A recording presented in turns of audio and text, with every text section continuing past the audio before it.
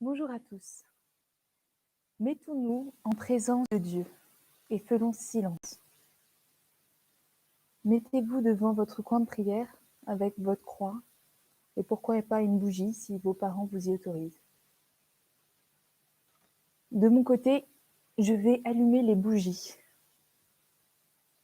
pour représenter le Seigneur qui est au milieu de nous et qui est Dieu le Père, Dieu Esprit Saint,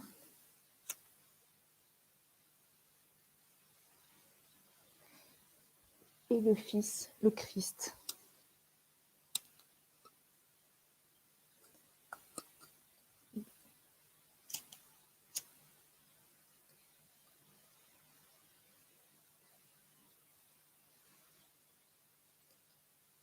Bon. Et nous sommes au milieu.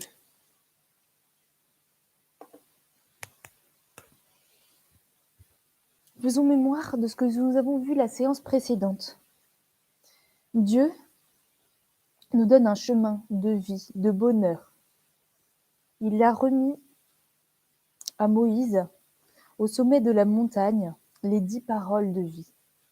La semaine dernière, nous avons vu 3 paroles qui parlent de la relation à Dieu. La première parole apprend à l'homme à mettre Dieu au centre de sa vie. Tu n'auras pas d'autre Dieu que moi.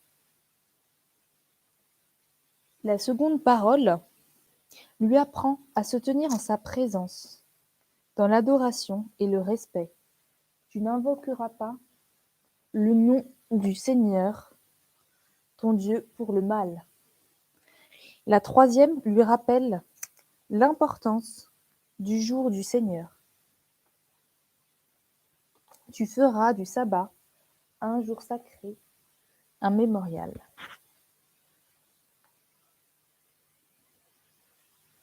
Aujourd'hui, nous allons voir les autres paroles de vie que le Seigneur a données à Moïse et à tout son peuple.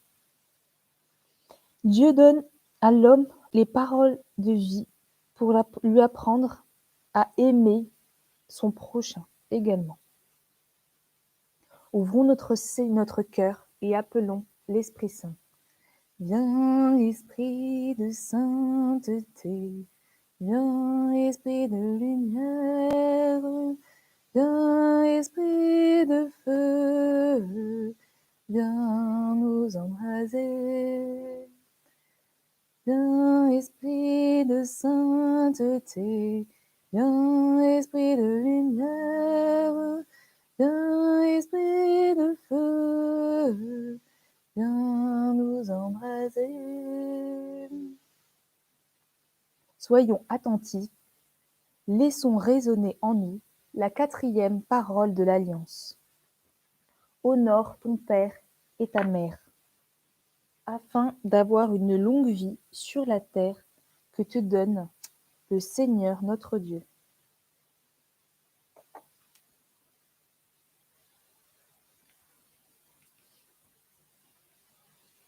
Qu'est-ce que signifie cette phrase ? Le projet de Dieu est que tout enfant qui vienne sur terre trouve une famille où l'on s'aime et où il puisse honorer ses parents. Mais qu'est-ce que veut dire vraiment honorer ses parents ? Les parents donnent vie à des enfants et ils désirent leur donner tout ce qu'il faut pour grandir, pour qu'ils puissent devenir des hommes et des femmes. Malheureusement, parfois, ce n'est pas toujours possible pour de nombreuses raisons et cela cause beaucoup de souffrance pour les parents comme pour les enfants. Même si nos parents ne sont pas toujours parfaits, nous leur sommes reconnaissants de nous avoir donné la vie et de nous aimer du mieux qu'ils peuvent. Et c'est pour ça que nous leur devons respect par nos paroles et par nos gestes. Honorer, cela veut dire donc reconnaître ce qui nous a été donné et respecter par nos gestes et nos paroles. Il existe aussi une famille plus grande où chacun a sa place. La connaissez-vous ? Cette famille, c'est l'Église. Elle est composée de personnes de tout continent, de tout âge. de personnes très différentes, de toutes langues également. Qu'est-ce qui rassemble ces personnes dans l'Église?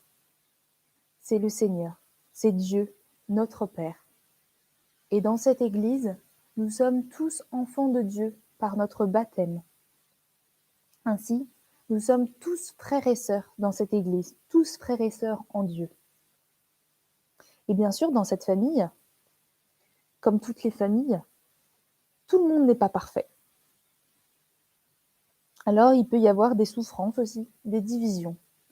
Mais c'est une famille qui cherche quand même à rester unie. Et Dieu donne à chacun tout ce qu'il faut pour devenir saint et aimer en vérité grâce au baptême. Prenons un moment de silence, demandons au Seigneur de graver en notre cœur cette parole et de nous donner de la vivre.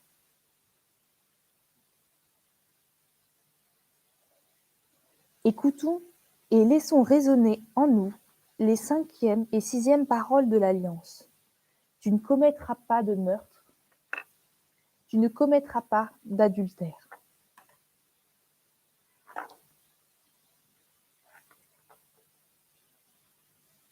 La vie est un don de Dieu. Elle est sacrée et elle doit être respectée du début à la fin, parce que toute personne est à l'image de Dieu. Et comment nous respectons la vie des autres? Souvenez-vous, ce que Dieu nous a dit, tout ce que tu voudrais qu'on te fasse, fais-le pour les autres. Ainsi, pour respecter une personne, il faut faire ce que nous-mêmes nous voulions qu'elle fasse pour nous. Et là, donc, la vie de chaque personne doit être respectée comme nous désirons nous-mêmes être respectés. Alors c'est vrai, il y a des personnes qui nous respectent, d'autres qui ne respectent pas. Et il y a plusieurs manières de ne pas respecter la vie. Parfois, ce sont des pensées de haine qui peuvent conduire à des actes de violence et aller jusqu'à tuer une personne, par exemple. Parfois, le mépris de l'autre, parce qu'il est différent, peut conduire à une violence du comportement qui peut blesser l'autre très profondément. Ça peut être des moqueries, des choses comme ça, juste parce que l'autre est différent. Cependant, la parole de Dieu nous invite à montrer par nos attitudes, nos gestes, nos paroles, que nous respectons les autres.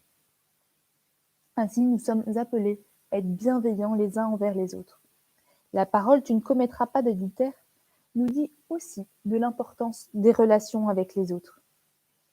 Dieu a créé l'humanité, hommes et femmes, pour qu'ils puissent vivre une relation d'amour dans le couple et construire une famille où l'on s'aime. L'amour de Dieu, lui, parce que Dieu est parfait, l'amour de Dieu est toujours fidèle, il dure dans le temps. Et Dieu a voulu aussi que nous, les hommes, nous puissions connaître cette joie de la fidélité et de l'amour qui dure dans le temps et à travers les épreuves. Et nous savons l'importance de la fidélité dans l'amitié, ce qui est la même que dans le couple également. Et nous savons aussi qu'elle n'est pas toujours facile, surtout dans les épreuves. C'est un vrai effort qui nous est demandé, mais la fidélité, c'est une vraie manière de montrer à la personne en face de nous qu'on la respecte et qu'on l'aime. Et vous qui êtes encore des enfants, vous pouvez déjà aussi préparer le futur de votre famille par votre fidélité à vos amis dans les moments difficiles, par la maîtrise de soi. Nous ne sommes pas des animaux qui réagissent juste par instinct. Alors, vous pouvez apprendre à maîtriser vos regards, vos paroles, vos gestes, ce que vous écoutez, ce que vous pouvez regarder sur Internet ou à la télé. Nous ne pouvons pas faire n'importe quoi dans nos relations avec les autres, n'importe quoi non plus avec notre corps, ni avec celui des autres. Parce que nous savons qu'il y a des choses, des paroles, des gestes qui peuvent nous abîmer.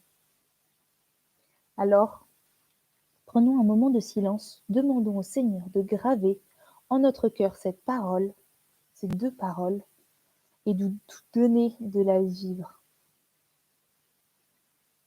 Respectons les autres, respectons-nous les uns les autres.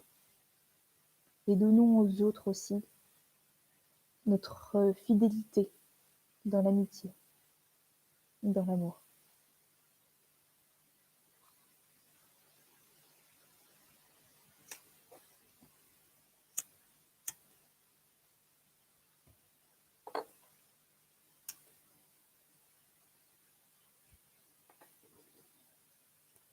Écoutons et laissons résonner en nous la 7e parole de l'Alliance. Tu ne commettras pas de vol. Cette parole nous paraît évidente. En effet, nous n'aimons pas qu'on nous prenne ce qui nous appartient. Mais cette parole, nous pouvons aller plus loin. Dieu nous invite à la comprendre plus loin. Souvenez-vous, dans le récit de la création, Dieu a confié la terre aux hommes, à Adam et Ève. Il a confié la terre pour le bien de tous, pour que l'homme en prenne soin. L'homme est ainsi responsable de ce qu'il fait de la terre.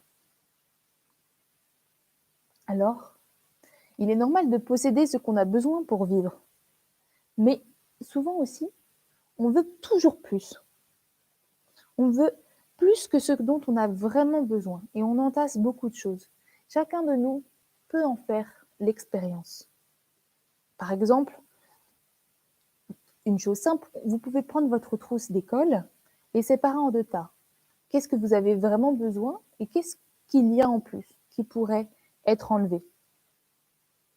Et posez-vous la question sur ce 2e tas de ce qui est non essentiel. Si vous deviez le donner à un enfant dans le besoin, par exemple à un enfant en Afrique qui en aurait besoin pour travailler, est-ce que c'est difficile de donner? Ce n'est pas forcément si facile. Ce n'est pas forcément facile de donner ce qu'on possède, alors que c'est superflu. Et Dieu, en fait, à travers ce commandement aussi, nous appelle au partage. Tu n'es pas le seul, en fait, à avoir le droit de posséder, mais les autres aussi ont le droit. Ainsi, si tu ne partages pas, c'est comme aussi un petit peu si tu voulais ton frère. Ainsi, en partageant avec nos frères, on comprend que les hommes sont solidaires.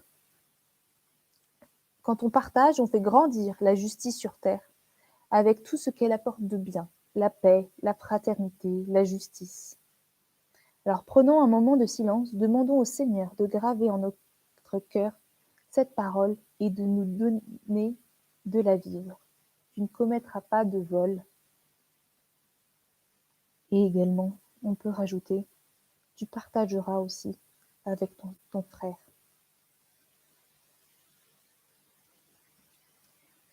Écoutons et laissons résonner en nous les 8e, 9e et 10e paroles de l'Alliance. Tu ne porteras pas de faux témoignages contre ton prochain.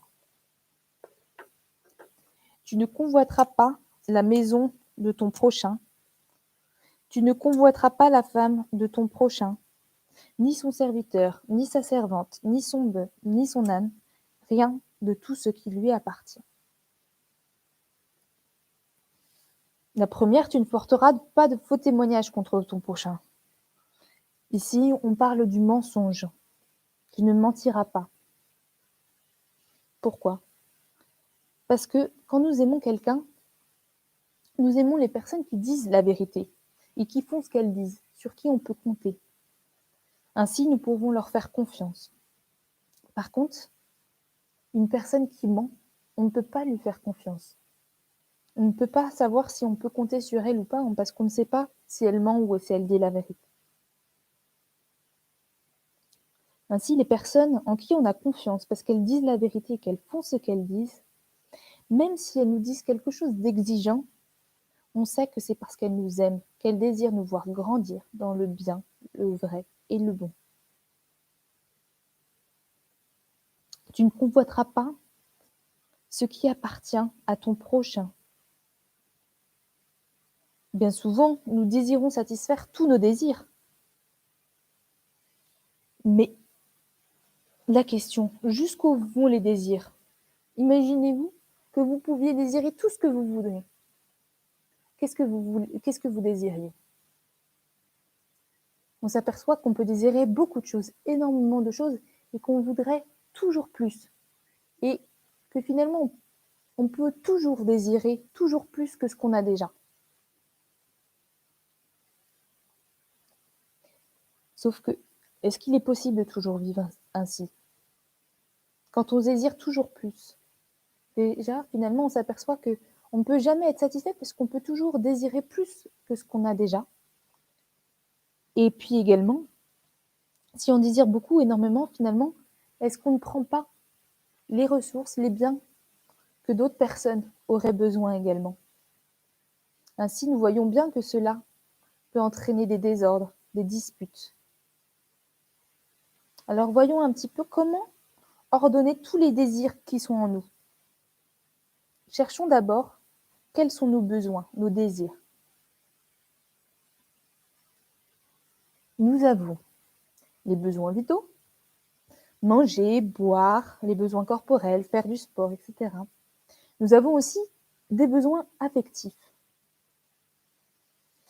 Être en sécurité dans une maison, être protégé, être reconnu, être aimé. Nous avons aussi des besoins plus personnels qui sont relatifs à notre intelligence, à notre volonté, à notre mémoire. Et puis, il y a aussi les besoins spirituels, les besoins de ma vie avec Dieu.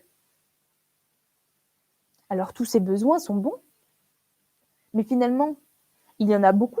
Alors, il faut trouver un ordre, une mesure aussi à trouver. Quels sont les besoins les plus importants que les autres, etc. En fait, on s'aperçoit que tous ces besoins sont bons. Par contre, si le désir est démesuré par rapport à notre besoin réel, alors là, il y a un désordre. Également, pour aider à ordonner tous ces besoins, il faut pour nous retrouver le besoin essentiel. Le besoin essentiel que Dieu a mis dans notre cœur, c'est notre besoin de l'aimer, de le trouver très profond. C'est notre désir de bonheur, d'une vie avec le Christ. Et seul Dieu, ça peut nous combler complètement. Et ce désir très profond, ce doit être ce désir qui oriente aussi tous les autres. Parce qu'on voit bien, si on veut manger, beaucoup trop manger, si on mange trop, c'est pas bon pour notre corps. Voilà. Notamment. Par exemple, on peut avoir envie aussi des désirs d'avoir plein de vêtements, d'être à la mode, d'avoir les derniers, toujours les derniers CD, enfin pas plus des CD, mais les dernières musiques, les derniers posters d'un chanteur, etc. Ou les dernières technologies également à la mode. Et on pourrait toujours aller plus loin, on pourrait toujours avoir beaucoup plus. Mais c'est important de se dire qu'est-ce qui est vraiment essentiel. Et que finalement, si notre esprit est dirigé uniquement vers ces désirs-là, on oublie un petit peu notre besoin aussi, ce besoin de Dieu, ce besoin d'être aimé par Dieu. Alors, il s'agit de retrouver une juste place, de redonner une juste place à ses besoins d'être habillé, ses besoins d'être en contact avec les autres, ses besoins de se distraire, se divertir, pour aussi donner une place aussi à Dieu, parce que nous avons tous en nous un besoin de Dieu.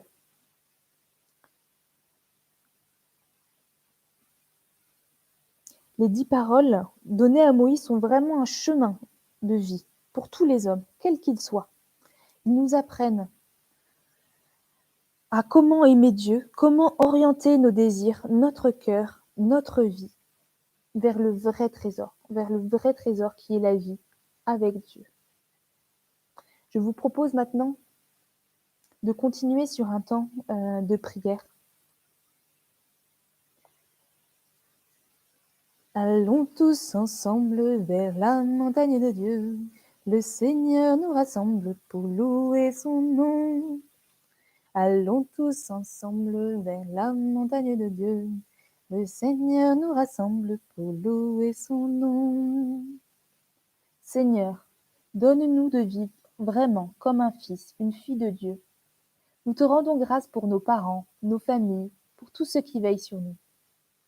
Nous te rendons grâce pour la famille des enfants de Dieu. Merci pour ta parole de vie qui nous donne de grandir dans la fraternité. Allons tous ensemble vers la montagne de Dieu. Le Seigneur nous rassemble pour louer son nom. Seigneur, donne-nous de respecter la vie. Nous te rendons grâce pour notre corps, pour notre esprit, pour tout ce que nous sommes. Nous te rendons grâce pour les autres, nos frères. Merci pour ta parole de vie qui nous donne de grandir dans la paix. Allons tous ensemble vers la montagne de Dieu. Le Seigneur nous rassemble pour louer son nom. Seigneur, donne-nous de partager tous les biens que tu nous as confiés. Nous te rendons grâce pour les biens dont nous disposons. Nous te rendons grâce de mettre en nous le désir de partage. Merci pour ta parole de vie qui nous donne de grandir dans la justice. Allons tous ensemble vers la montagne de Dieu. Le Seigneur nous rassemble pour louer son nom. Seigneur, donne-nous de toujours vivre dans la vérité. Nous te rendons grâce pour toutes les personnes en qui nous pouvons avoir confiance. Nous te rendons grâce parce que tu es toi-même la vérité. Merci pour ta parole de vie qui nous donne de grandir dans la sainteté. Allons tous ensemble vers la montagne de Dieu. Le Seigneur nous rassemble pour louer son nom. Seigneur, donne-nous de maîtriser nos désirs. Nous te rendons grâce pour les besoins que tu as mis en nous. Nous te rendons grâce pour le désir du bonheur que tu as inscrit dans notre cœur. Merci pour tes 10 paroles de vie qui sont un chemin qui nous conduit vers le trésor de la vie éternelle. Allons tous ensemble vers la montagne de Dieu. Le Seigneur nous rassemble pour louer son nom.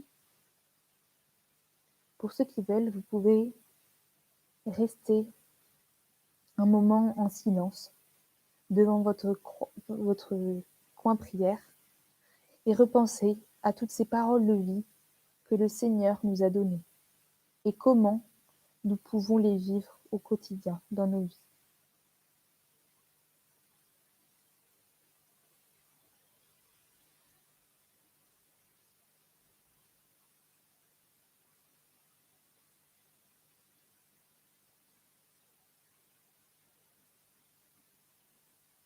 Au nom du Père et du Fils et du Saint-Esprit. Amen.